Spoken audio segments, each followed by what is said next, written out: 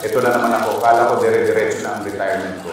Kala ko nga nun, pwede na akong tumira sa seaside, kahit sa Calamansi-sized condo, mag-alaga ng pusa, mag-post ng Cabong Sunset Goals, tapos na ang pelikula ng buhay ko. Pero ayan, biglang may sequel, Yorme Isko 2. Alam niyo yung feeling na hinugasan mo na lahat ng plato, tapos may hahabol na kutsara na may kanin. Ganon ang Maynila, akala mo malinis na. Aba, may bagong burak na naman. Nawala lang ako sandaling, bumalik na ang mga problema ulit.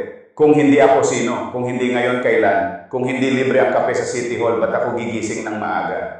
So ayan, retirado uno, pero heto na naman ako para bang return of the jowa. Akala mong wala na, biglang nag-chat. Kain tayo? Mga kababayan, salamat sa pagdalo ninyo dito at pag-usapan natin ang problema ng ating lungsod. Nandito na naman ulit tayo. Tama ba ito? Ano ba ang dapat kong idagdag pa? Diretso ko na lang sa mga isyu kaya. Okay, eto na. Mga ka-Maynila, alam nyo ba na isa sa dahilan kaya ko naisipan tumakbo ulit? Minsan may nakita akong malaking tambak ng basura sa kanto ng Blumentritt. Sabi ko sa aide ko, "Hoy, bakit parang may bagong bundok dito? May bagong tourist spot ba tayo? Mount Trashmore ba to?" Tapos may lola palang nakatira sa tabi nun, bigla akong kinausap. Sabi niya, "Yorme, wag nyo nang galawin yan. Leo, parang apo ko na yan eh. Lumaki na yan mula nung umalis kayo." Di ako na pa. Ha? Sabi ko, "Lola, hindi pwedeng gawing family member ang basura. Kahit gaano pa yan katagal sa inyo, hindi yan pwedeng magmana ng bahay nyo."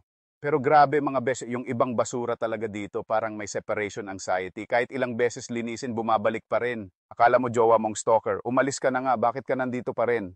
Ang mga ipis na nagmi-meeting sa likod ng munisipyo. Narinig ko pa yung isa sabi, "Team, pasalamat tayo, wala na si Yorme Isko. Meron na tayong gated community." Hindi ko nahihintayin magkaroon sila ng Homeowners Association. Inutos ko sa mga tao ko na linisin agad ang Maynila.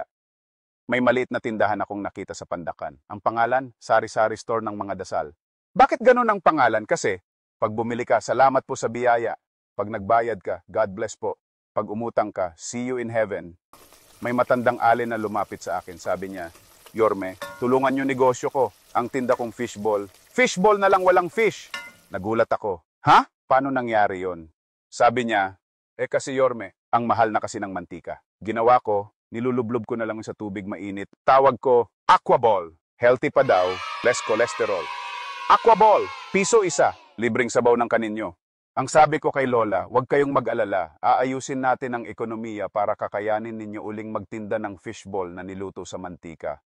Noong isang araw, may pumasok sa opisina ko na negosyante. Sabi niya, "Yorme, 6 months na po ako naghihintay ng business permit. Nakita ko yung papel niya, ang kapal na parang Bible." Sabi ko, "Bakit ang daming stamps?" Sagot niya, kasi po Yorme, every time daw pumipila ako. Page 1, submit here. Page 2, not here, next window. Page 3, window closed, come back tomorrow. Hanggang sa naging nobela na po siya. Meron pa nga akong nabalitaan isang department na ang motto, "We don't take bribes, we take donations with benefits." Tapos yung log nila, "No to corruption." Pero may maliliit na asterisk sa baba. Terms and conditions apply. Ang ating mga informal settlers, grabe ang creativity. Akala mo nag-i-invest sa real estate. Meron silang the official squatter timeshare program. Tagline, your slice of the sidewalk on alternating weeks. Monday, Wednesday, family ng kumaring Nena, 5 kids, 3 dogs. From Thursday, Saturday, Tito Badong's BBQ stand plus extended family. Sunday, deep cleaning day, binabasa lang ng host yung area. Nakita ko pa yung contract nila, may notaryo pa. Section 1, pag umulan, automatic condo upgrade, tawid sa kabilang sidewalk. Section 2, pag may demolition, 50% refund sa mga nakaambag sa yero. Plus our newest housing innovations. Uno, Squatter Times Square. New Year's Eve special, countdown to next demolition notice. Ball drop replaced with palengke basket drop, pag nahulog kanila na. Do, Air Squad BNB. Authentic Manila experience, may libreng alarm clock, basura truck at 5 a.m. 5-star review. Better than hotel. At least here, pwede kang mag-extend indefinitely. 3. The Squatter Co-op. Monthly dues, 3 plastic chairs plus 1 sack of rice. Dividends. Pag may nag-donate ng relief goods, equal sharing after admin fee, 20%. Kaya sabi ko sa team, wag nyo nang paalisin, idagdag na lang natin sa official Manila Tourism Program. Tour Package 1, Squatter Life Experience. 75% of profits go to the next relocation site. Ang traffic natin dito, hindi na commute, survival training na. Parang pinasok mo ang Hunger Games, pero ang kalaban mo, oras at pasensya mo. Marami akong natatanggap na reklamo kaya sinubukan kong mag-disguise at sumakay ng jeep. Grabe. Umaga pa lang, naka 5 episodes na ako ng podcast. Tapos sinubukan kong Sumakay ng UV Express, grabe. Hindi ko alam kung nasa sasakyan ako o sa likod ng refrigerator. Legroom, wala bes. Kung gusto mong gumalaw, tadyakin mo yung nasa harap mo. Aircon, meron, kaso hininga lang ng katabi mo. Kinabukasan sinubukan ko naman magbike. Nagbike ako sa designated bike lane, pero akala ko naglalaro ako ng Mario Kart. Level 1, tumatawid na pedestrian na parang NPC. Level 2, biglang bukas na pinto ng kotse. Bonus round, may lalabas na tao. Final boss, enforcer na biglang sisita sa'yo. Kasi mali daw ang suot mong helmet. Sumakay ako ng ferry, sabi ng konduktor, "Welcome to our 1-hour cruise." Akala ko joke, palibhasa, 1 km lang tinahak. Sabi ko, bakit ang tagal? Sagot, kasi po, scenic route tayo. Scenic route daw? Kailan naging scenic ang mga basura? Yung pollution nation, grabe na rin. Yung katabi kong bata nagreklamo, "Ma, bakit parang may sinigang mix ang hangin?" Sagot ng nanay, "Anak, yan ang special recipe ng Maynila. Tandaan mo na lang yan, amoy na yan kasi wala tayong ulam mamaya." Ang mga motor dito, akala mo extra sa Mad Max. Lane, suggestion lang yan. Traffic light, Christmas decoration. Helmet, nasa likod nga, nakasabit parang medalya. Yung mga snatcher parang nagpa-audition para sa Pinoy Baduy Burglars. Nung panahon, takot silang magkalat. Ngayon, parang may slogan, "Snatch first, apologize never."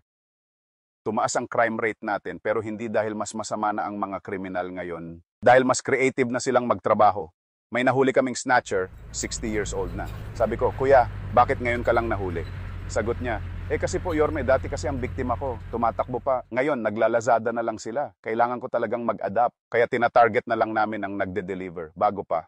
Yung mga akyat bahay, gumagamit na rin ng social media. May pumasok sa bahay, ninakaw lahat. Pero nag-vlog pa. Video title, 24-hour challenge. Can I steal everything before the police arrive? Not clickbait. Highlights. May intro pa. Mga beshi, like and subscribe. May product placement. This crowbar is brought to you by Desperation. Outro. Don't forget to comment ano gusto nyong nakawin ko next. Yung libreng gamot natin, naging libreng hintay na lang. Grabe, parang pharmacy sa horror clinic. Reseta mo, next year na po ang stocks. Kaya nga mga beshi, hindi ako makapag-move on. Parang ex ko ang Manila, akala ko okay na, biglang nag-messy breakup. Kaya ako tumakbo ulit. Yorme, meron ba kayong mensahe sa mga pasaway ng bayan? Salamat kabayan. Sa mga pasaway, na-miss nyo ba ako? Well, nang masasabi ko sa inyo, kung ayaw ninyong tumulong, tumabi na lang kayo. Because we are going to change Manila.